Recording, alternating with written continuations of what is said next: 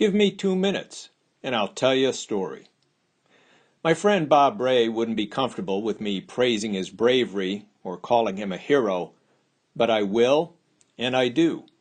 For not only was he a decorated Marine sergeant and long-range reconnaissance patroller during the Vietnam War, he returned home to Mississippi to help raise his two younger siblings, complete his college degree, work as a distinguished investigative reporter, marry, and raise a family while battling years of PTSD. That would qualify as heroic for any individual, but Bob did so much more. He spent decades as a crisis intervention specialist and counselor to Vietnam vets and others dealing with emotional and mental health issues. We met in spring 1993 in a graduate literary journalism class at the University of Oregon. We students were reading and discussing Michael Hare's landmark book, Dispatches.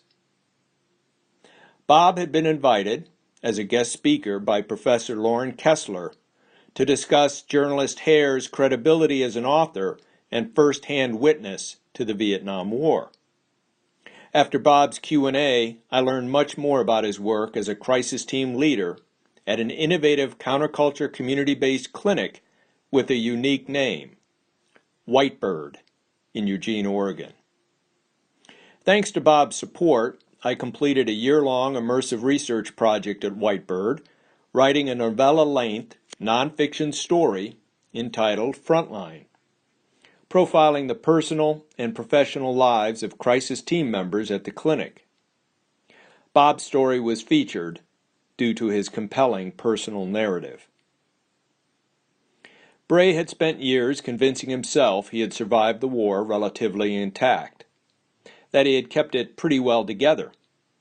Almost a decade since he had seemingly left Vietnam behind, he was working as a reporter and en route to a Birmingham, Alabama hospital where a medevac helicopter was landing, transporting a seriously injured patient.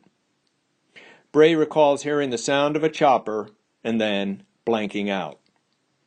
When he came to, he was sitting on a curb with a reporter's notebook in hand, staring blankly into space, while a police officer, also a Vietnam vet, was trying to talk to him. The officer recognized Bray's thousand-yard stare and tangled reaction to a traumatic flashback. In Bray's case, that incident triggered years of emotional problems and substance abuse.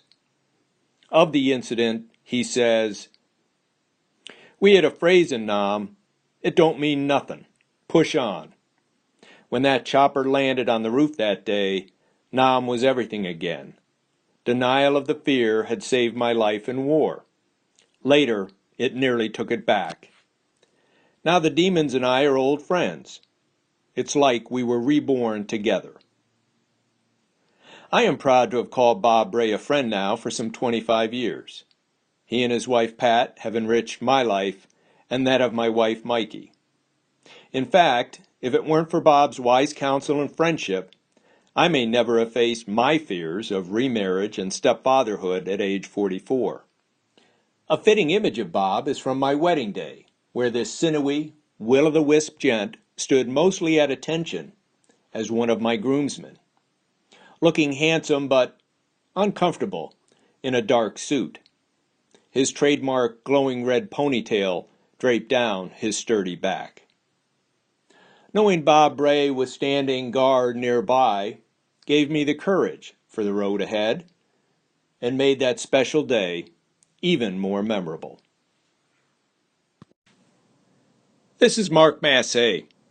Thanks for listening to my new weekly series, Give Me 2 Minutes, and I'll tell you a story. Stay tuned for more entertaining episodes, something to enjoy in these troubled times.